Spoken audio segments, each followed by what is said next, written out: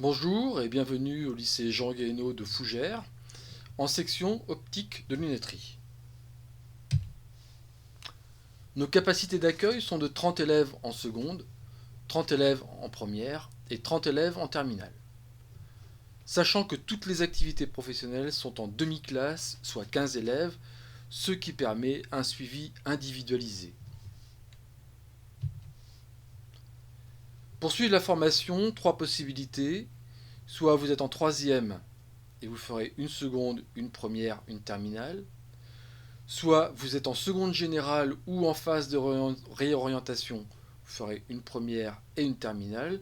Soit vous êtes déjà titulaire d'un bac ou en phase de réorientation et vous ferez qu'une année de terminale pour préparer l'entrée au BTS. Pour être en section opticien lunetier, vous devez être un élève sérieux et motivé. Vous devez être un élève calme et discipliné. Nous avons à notre disposition du matériel coûteux, du matériel fragile et extrêmement précis. Le chahut, l'agitation, le désordre est formellement interdit dans nos ateliers, dans notre magasin et dans nos salles d'examen de vue. L'une des principales questions que se posent les parents et les élèves, faut-il être bon en maths et en physique?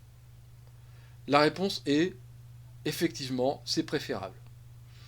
Mais, sauf vraiment un cas d'allergie grave aux chiffres et aux nombres, une faiblesse en maths et en physique ne doit pas être un obstacle.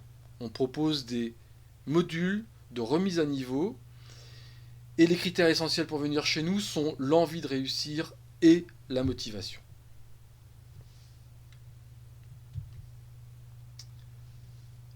Le métier d'opticien lunetier est très diversifié.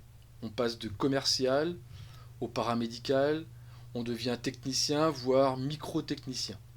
C'est un métier où il faut être rigoureux. L'opticien n'a pas le droit à l'erreur.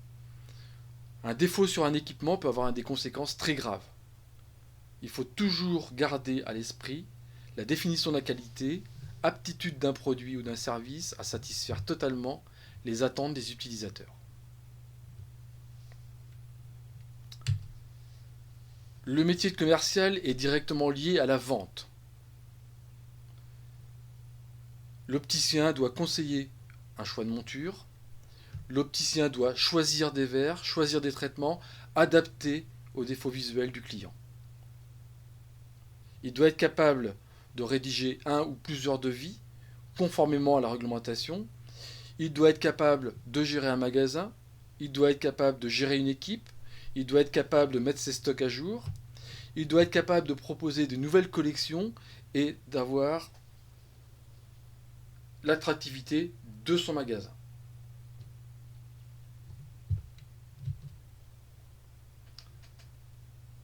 Pour effectuer la prise en charge d'un client, il faudra compléter le choix de monture et le choix de verre par un examen de vue permettant de vérifier les prescriptions de l'ordonnance et de procéder aux prises de mesures pour permettre la réalisation de l'équipement.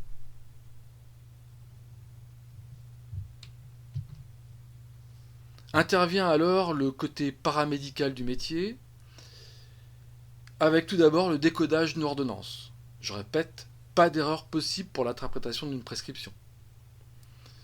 On aura affaire à la gestion des soins, des feuilles de soins pour la CPAM, l'utilisation des cartes vitales, des cartes de mutuelle,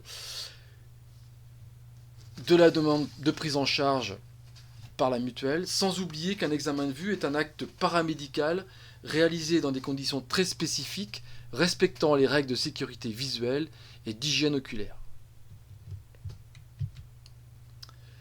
La fonction technicien du métier d'opticien est une partie essentielle au confort du client. Des lunettes bien ajustées sont des lunettes confortables et agréables à porter.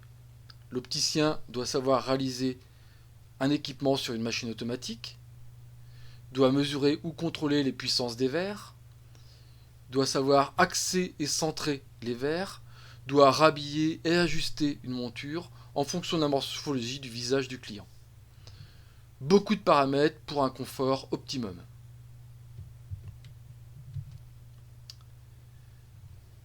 L'opticien technicien, c'est celui qui procède à la prise de mesure sur une colonne numérique comme celles fabriquées par Zeiss.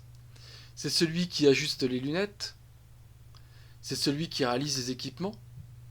Et c'est aussi celui qui procède aux réparations courantes lors de l'incident de tous les jours.